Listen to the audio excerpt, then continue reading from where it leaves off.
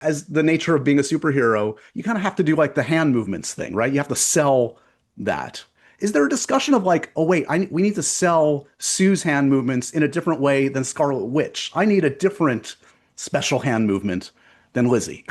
Exactly, Josh. Oh my gosh, you're so perceptive. I had that conversation daily because what she does is incredible and it's so definitive.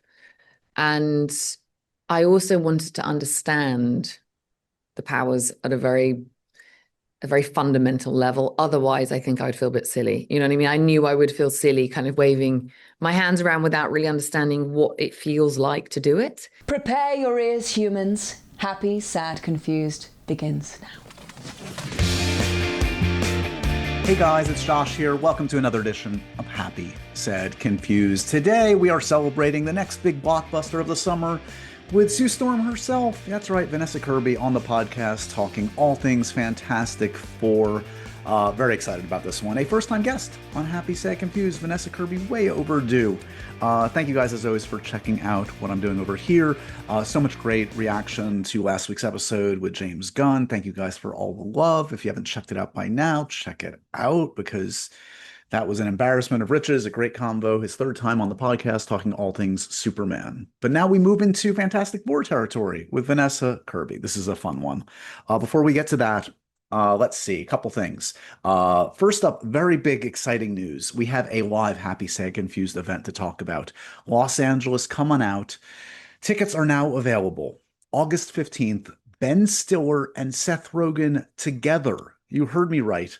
Two amazing actors, creators, directors. Yes, they currently both have maybe two of my favorite, if not my absolute favorites, Severance and The Studio. So we'll be talking about their respective shows. They've collectively earned a gajillion Emmy nominations, and this is going to be a rare treat to see the two of them together.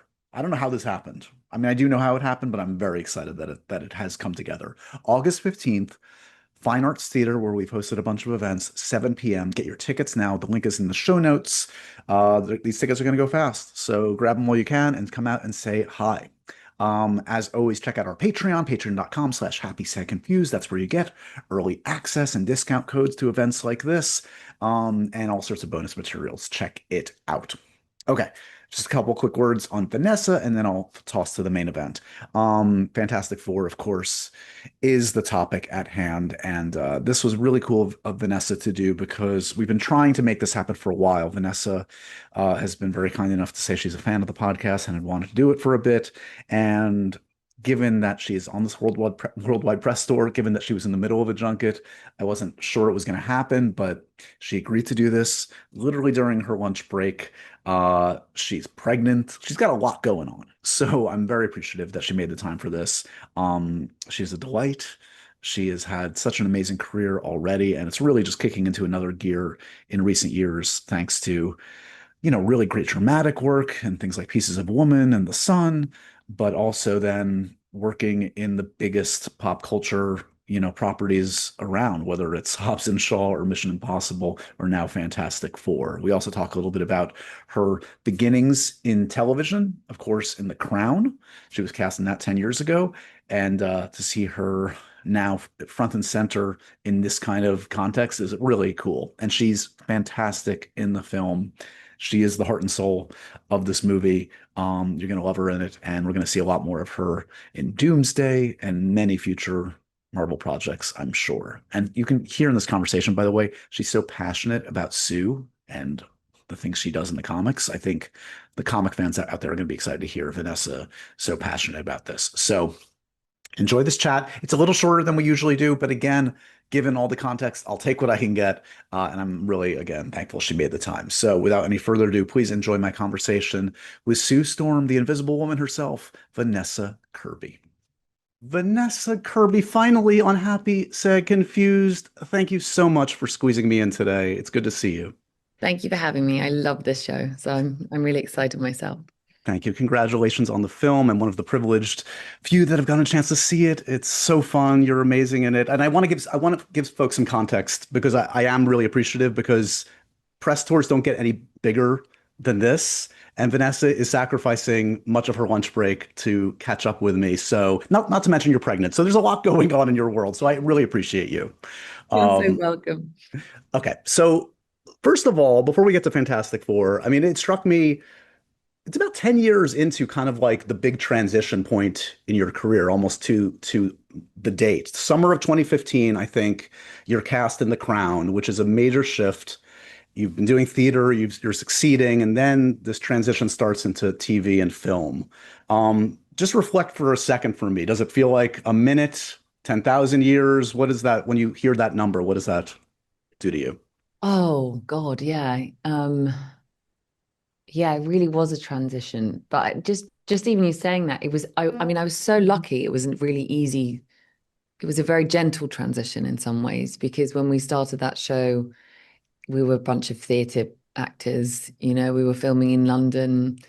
Netflix had only had a couple of shows, so we weren't even really sure if people would watch it or if they would like it. And so it was very protected. And so we just kind of innocently cracked on with the series. And, I assume like maybe my mum and dad would watch it, but didn't know if anyone else would. And so there wasn't this crazy pressure of, something being wildly liked by people. So, and we're filming the second season before the first had even come out. So I had that real protected space. And then we were just absolutely blown away when people happened to be watching it. We couldn't believe it. And so there was always been a gratitude, I think, that stayed with me because my transition was very much having been in the theatre and, having 300 people in the north of England come and watch the show. Yeah. And suddenly people were able to watch something I was in, and it was like miraculous to me. And I still feel like that. I feel like this about this movie. I kind of maybe because I started in theatre in so many different small places. I've always, yeah, I just feel incredibly grateful if anyone goes to see it. Thing really. It's striking to look at the body of work in the last 10 years because you've been able to kind of do this very deft balancing act, whether it's by luck or intent of doing, things like Pieces of a Woman and The Sun, and also being at the center of the biggest cultural events, whether it's Hobbs and Shaw Mission or now this. I mean, how much do you feel like you've been able to steer your own ship versus kind of surfing the wave of whatever the best material is coming to you? I've been asked quite a lot about the fact that I do like different genres or something, and like it's something that's unusual. I think it's definitely less so now. I think actors go across all Sure. different kind of mediums, but I think for me, it never felt like that because when you do like the playwrights, for example, when I started, if you do an Arthur Miller, it's completely different to doing a Chekhov. Like it's just a different genre completely. So Right. it never felt like the approach was always the same. You try and rehearse and do as much work as possible because you're absolutely terrified about walking out in front of an audience. And the approach has always felt exactly the same. So it doesn't, even though sometimes the scale of it can be scary. I don't know. I still think the approach is the same. So, Well, um, once the cameras are on, once everything is sorted out and all the bells and whistles, it's still hopefully you and another actor or two trying to get at something truthful. That's the goal, at definitely. least, right?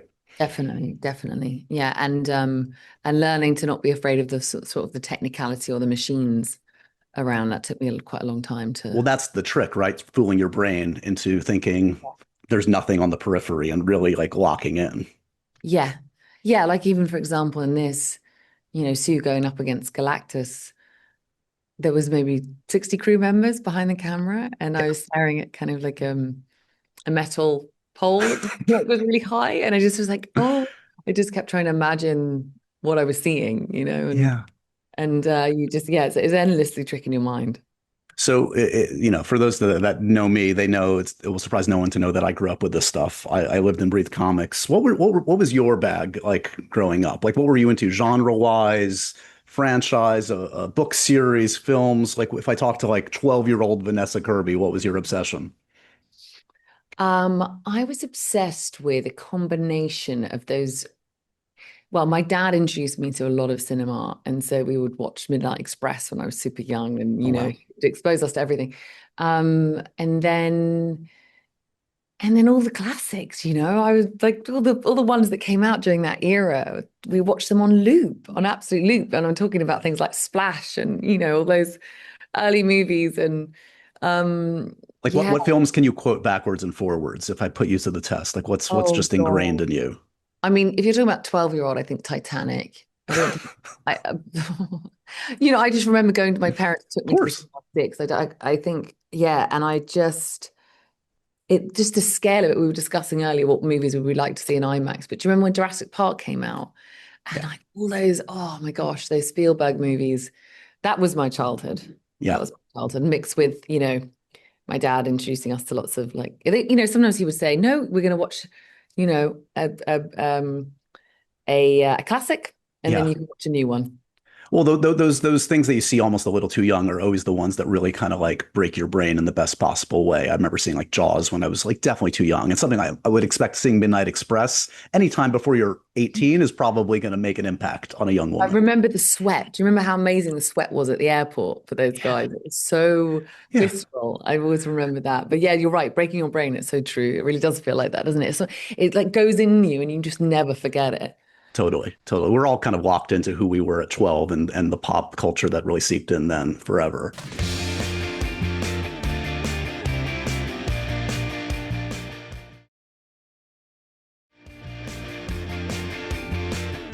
Okay, so before this one comes around, it is the coin of the realm, these superhero films, the last 15 years. And if rumors are to be believed, you've been up for at least a couple. There was Birds of Prey, supposedly, that was talked about. I don't know if the Catwoman thing was real or not with Matt Reeves, but have you been up for a bunch of superhero things prior to this? Um, Not literally. No, I never auditioned for them. Catwoman, oh my God, what a dream. And Zoe was just the coolest ever. So, how, she couldn't have been more perfect. So that was more of a list thing, but not a like actual full-on Yeah, audition thing. yeah. I think it Got it. was always going to be her. She's just the most incredible actor, most beautiful um ever.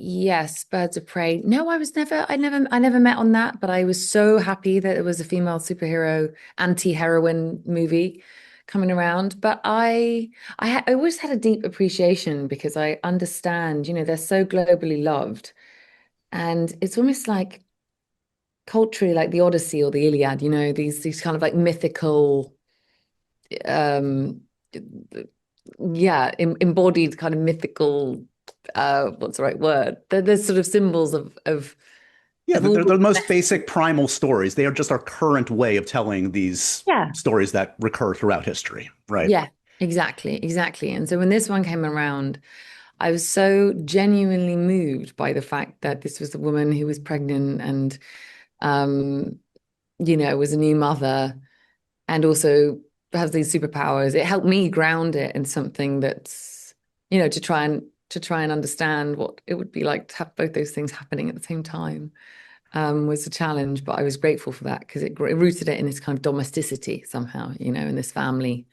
family, their home, which made it easy, I think. Yeah, I want to get to some of the power of, without ruining the film for folks out there, the power of some of that imagery that caught me off guard. I realized I hadn't seen this in a superhero film before. But before we get to that, okay, so you get the role, which I believe was not even on an audition situation. They just offered to you. Is that correct? Like they meet with you and it's an offer? Yeah, I met Matt Shackman. We had an awesome lunch and we talked a lot about the comics, particularly the early 60s ones, which was really a wonderful thing to be asked to go and do, to go back to the 60s and 70s and all the decades of this sort of like legacy of this form of entertainment for people that was kind of Yeah. counterculture and super meaningful to people every week. You just wait. There wasn't a lot of TV, obviously, and so this would be the thing you'd be most excited about. And so I felt very touched by that. And then Matt and so we had a really deep discussion about that. And then I met Kevin and Lou at Marvel.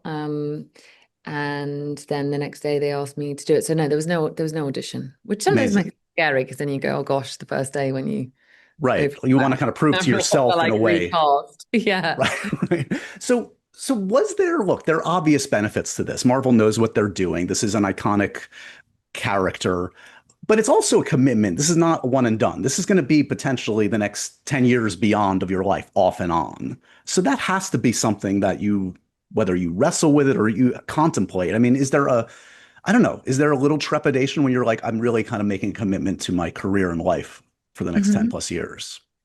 With this, I actually didn't have that, and I'm surprised to say that. I think it was because I really liked her so much, and because I'd read so many of the comics, and she goes through so many different iterations. You know, she becomes Malice, this really dark version of herself for quite a long time, and then she renames herself Invisible Woman, having been called Invisible Girl, and she goes off with Psycho Man, and there's a name. I mean, this like her history is incredible. So that was, I felt like, oh, there's so much there to even psychologically. I mean, she has a stillborn, and people don't know that. You know, like she's gone through a lot, but most importantly, I knew I wouldn't be out without these three actors. Right. And these three actors have genuinely become family. And I admired them so much. And I knew that we're a four, and the four in the comics are never separated. So I assumed that we'd be together. And that really helped because then you're not a lone ranger kind of, you know, going into new daunting environments. We've always kind of got each other, and we've had that exactly with Avengers just now, just all being together Right. in our group. Well, that being said, look, and we can say this now, maybe the pressure's off a little bit because you know the movie delivers. You're hearing this from people. And yes, it is very much an ensemble and it is about the family. When you see the film, when folks see the film, this is Sue's film. Like, I mean, yes, it's the family, but this is Sue is like the emotional heart. It really is like the center of the film, at least from you. Maybe you can't say that, but I can say that watching it as a viewer. I mean, when you eventually get to see the script, were you surprised, heartened about like, oh wow, this is really like a mother's story in a way? I think that's Matt Shackman, honestly. I think he has this incredible daughter called Maisie, who's been an inspiration to all of us. She's the biggest personality and the most kind of formidable female presence. Um, and I think, you know, he made a decision really early on in our first meeting. He said, I'm not choosing to do this as an origin story where we learn how they got their powers. I want this to be, we already know what their powers are, and they're well into their run. Sue's established this future foundation. And I want the movie to open with them finding out they're going to have a baby.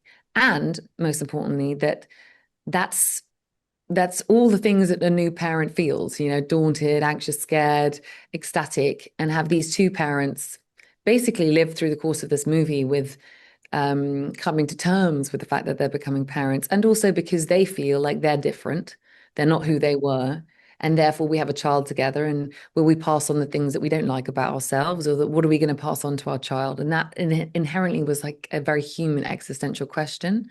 And so I think naturally Matt was gravitating towards this parenthood and this fatherhood and this mother's story. And I remember standing on our very first day of filming with this fake pregnancy bump and couldn't believe it. I just thought, oh my God, how am I going to be a superhero like this? But, you know, she really taught me that um, the going through the journey of this movie for me as a lived experience quite literally taught me that it's possible. Well, And that the yeah. synergy between, you know, the metaphor of superhero is more like, oh my gosh, I've looked around at all my girlfriends that have done it. And, you know, it's a very unbelievably powerful, sacred thing. Well, and I was saying about like the imagery of the film that it really struck me. I mean, again, I don't think it reveals anything to say. Like one of the powerful moments for me is like you kind of have like the big superhero, like hero speech, and you're holding a baby. And I don't think I've ever seen that in a film. Did that strike you in that moment of shooting that scene that like this is new territory? It did. And also the babies, we had maybe because it was a night shoot, the babies cried on the same line every time. And I was like, maybe it's my delivery. I was like, I've got to try and adjust it. Give me the next baby. Swap in the next one. Yeah, we had to swap a lot, but they became really special to us because they, you know, we knew them all really, really well. And they grew up Yeah. with us. And Ada, who plays Franklin, you know, she was with us from the start, and she changed personality in the 6 months that we were shooting. It was just amazing to watch.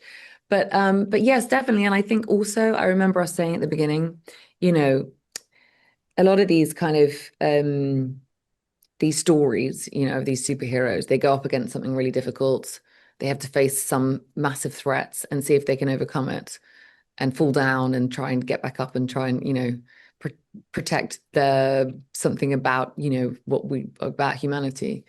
And we knew if there was a baby at the center of this, it would be very hard to not care, because how could you not? And so we Right. got to put our focus on that a lot. And that really helped so much because you weren't talking ideologically. You're talking very, very practically and very vulnerably about this little newborn who represents, you know, pure human consciousness in a way. No, totally. It's much easier for an audience to connect when it's like we have to get that cube, we have to solve this like thing, as opposed to Yes. like we have to protect our child. Yes. Like this is the most relatable of all things. Exactly, exactly. So even if we did bad acting, we were like, the baby will The pull us baby will through. save us. Yeah, yeah. And Michael's score. Of course. Oh, The cheeky. baby No, in the score and Matt's kill vision. Yeah. kills it.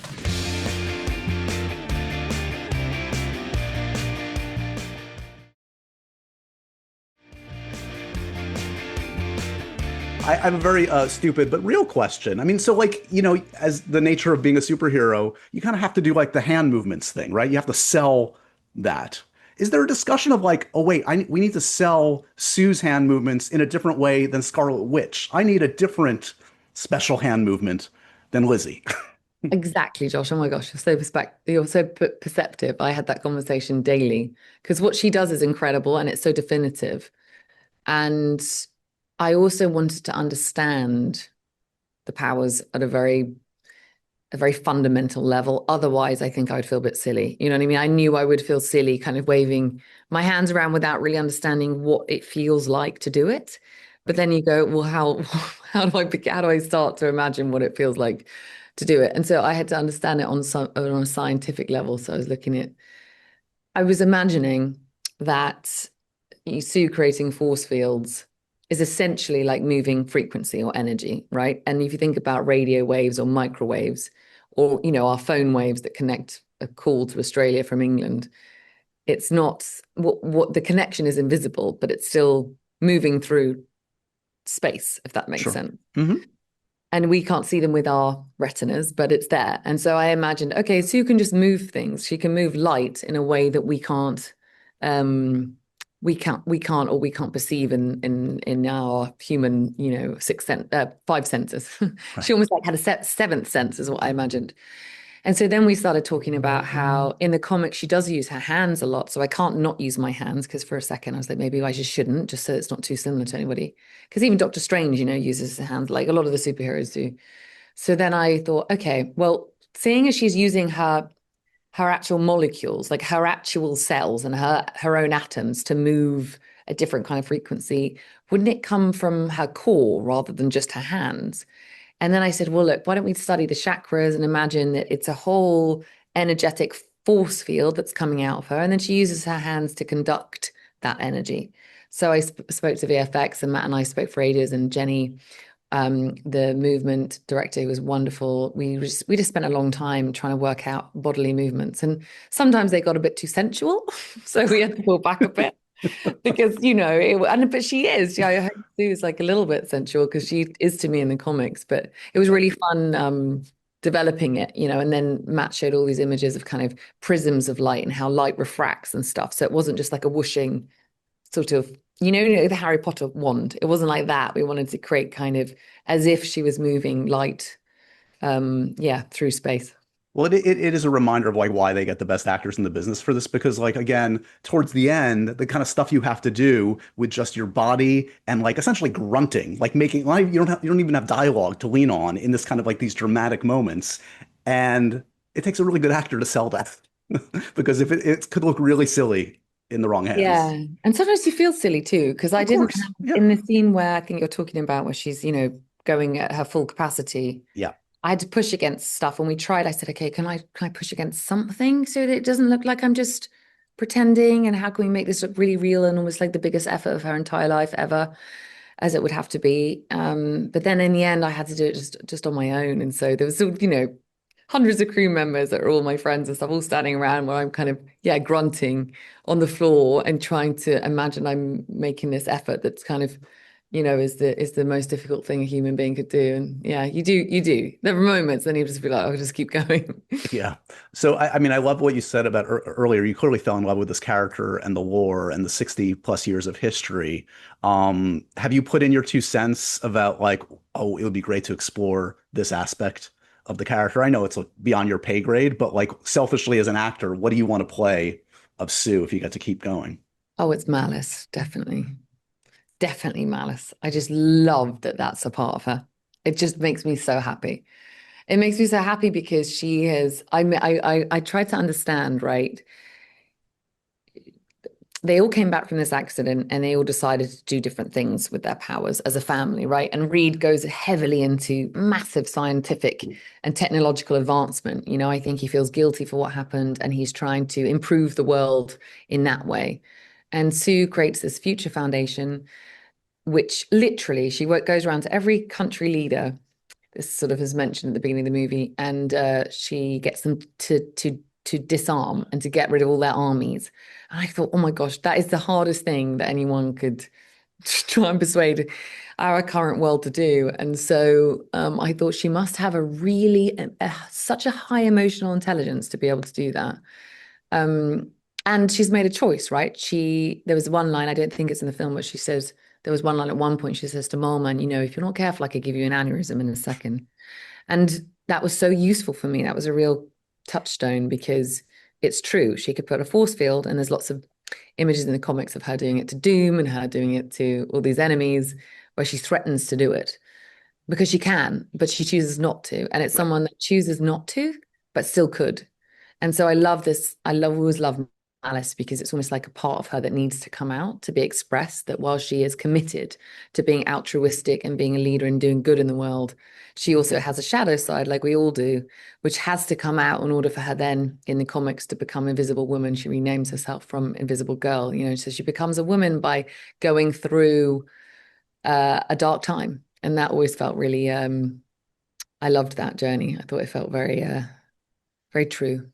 So you mentioned Doom. Have you shot most of your Doomsday stuff? Have they been kind enough to like shoot you out to let you live the rest of your life, or are you still have a ways to we're go? still going back. We're going back to do more, and I'm loving it. Absolutely loving it. It's been a complete privilege, and they've been amazing, you know. And as you know, I'm pregnant, and they have been. It's been the coolest thing to be shooting an Avengers movie while pregnant, and they've been utterly amazing. The Russos and Kevin and the whole team. It's been very cool to do that. Scarlett did it. So all of these, look, all these films, any film for that matter, requires a lot of trust, but especially these like Avengers movies, which we know the nature of them, right? Like I doubt you've read an entire script from beginning to end. It's a fluid exercise, and somehow the Russos know how to piece it all together. Has it been kind of an unusual thing as an actor to kind of like put your trust in them and know that these bits are going to add up to something really cool in the end? It's been so easy to trust them because they so know the world better than anything. And it's a very relaxing thing to come into something where someone really knows what their process, you know, is. And they describe it like they're making a recipe, right? There's a recipe of different ingredients. And it's unbelievable that these Avengers movies work in such a beautiful way. You look at Infinity War and you've got all these different energies, but somehow they all fuse together. And I remember them saying the first one, they had no idea if any of them would go together and if it would, you know, and it just works. So it's quite exciting to be part of something. You go, okay, this is my flavor. I don't know. That it's in their hands to work out what flavors go with what and how and where. And that's kind of, there's a surrender in that. You know what I mean? You don't have to Yeah. control anything. And that's been really, really, I've loved it. And getting to see Downey do his thing, has that been a joy and a privilege? I mean, this guy. Beyond. He's the most incredible human being, soulful, deep, kind. He's been an amazing leader to us, considering we're the newbies, you know, and a lot of the others have known this world for a really long time. And he's been, yeah, a phenomenal leader. And also he's just doing the most amazing work. Can't wait. Can't wait. So by now, like, look, I mean, obviously the film hasn't been seen by much of the world, but like you were casting this a while back, a year ago or so, you kind of had the coming out party at Comic-Con. So you encounter folks in the world. Like, are you able to now clock like the Crown fans versus the Marvel fans? I mean, you must get you have a new fan base, a new excitement from folks on the street, I would expect.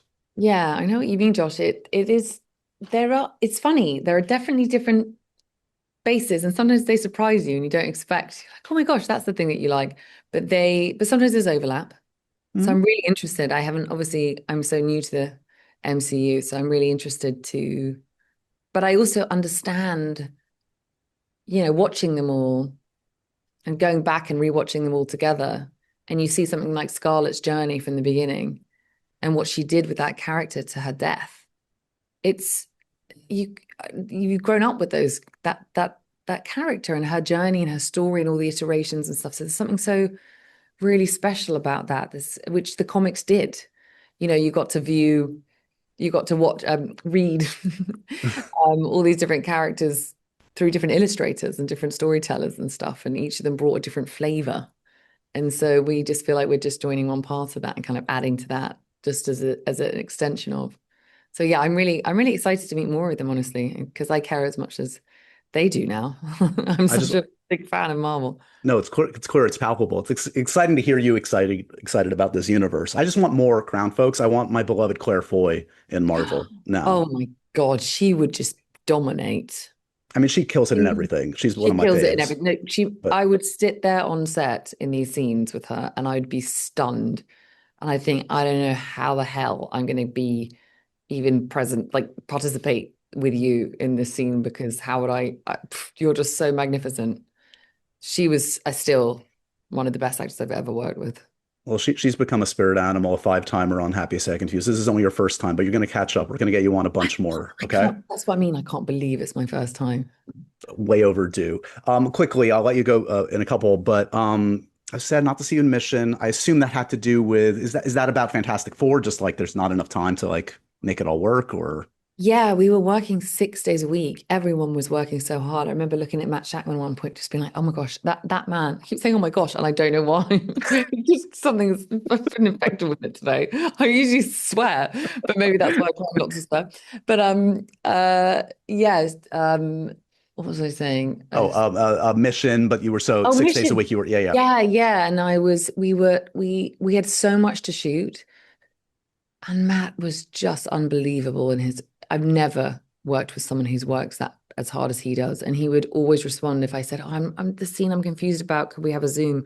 And even at Sunday night at 11 o'clock, he would be. So we were working round the clock on this. It was completely immersive. And we had to finish by a certain deadline because it'd been pushed back because of the strikes. Right. So we had to get it done so that it could be released in July. And it was a miracle. Everyone's come together at Marvel to make it happen, because we finished in December and it's coming out in July. I think it's unheard of, really. And going forward, obviously, you're going to have some family time, hopefully for a bit, some Marvel time. Are you going to be working with Sebastian Stan? Is Rune something that you want to make happen? Yes, definitely. He's a really old friend. We worked together years ago, and he's one of my great friends. And I've always wanted to work with him again. We found this. We want to find many things together, and yeah, that's something that we're working really hard on now. I'm realizing. It's so good to see that guy getting his due. I mean, he's kind of like been How doing good the was work. he as Trump? It was insane. Insane. It was insane. I was texting and being like, "I'm telling everyone about it nonstop." Yeah. Okay, we're going to end with the happy, sad, confused, profoundly random questions. Vanessa, you ready for this? Yeah. Okay. Yeah. Is it Dogs? quick? Yeah, relatively. You can go in if you want, but dogs or cats? Oh God, that's always been a tie for me because I've always had both. Okay. I would say right now in this moment, maybe cats, because it's easier. They're slightly easier, I think. With all You can leave them to their own devices. They got. Yeah, they're super independent. Yeah. What do you collect, if anything? Matcha. What is that? Oh, matcha tea. Matcha. Oh, you guys say Sorry, matcha. Yeah, I'm sorry, my horrible. Yeah, I know. My accent coach gets me to practice that. We had a like fusion in the accent. We had this like we had to do slightly transatlantic. So there was always debates whether it should be something like matcha or matcha. Got it. Favorite video game of all time? Have you ever played a game at length? The Sims. Oh, okay, cool. I was a huge Sims fan. So Love sad. This is the Dakota Johnson memorial question. She asked me this once. Would you rather have a mouthful of bees or one bee in your butt? One bee in butt. Yeah.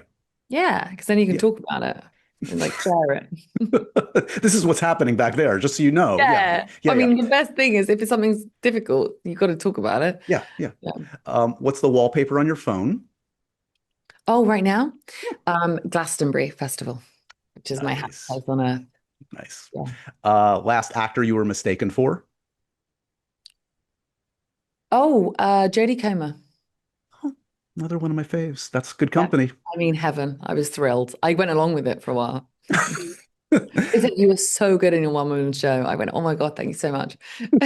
I mean, it's a great show, but to be frank, what's the worst note a director has ever given you? I don't believe anything you're doing. Ooh. That was savage. That was one of my first TV job.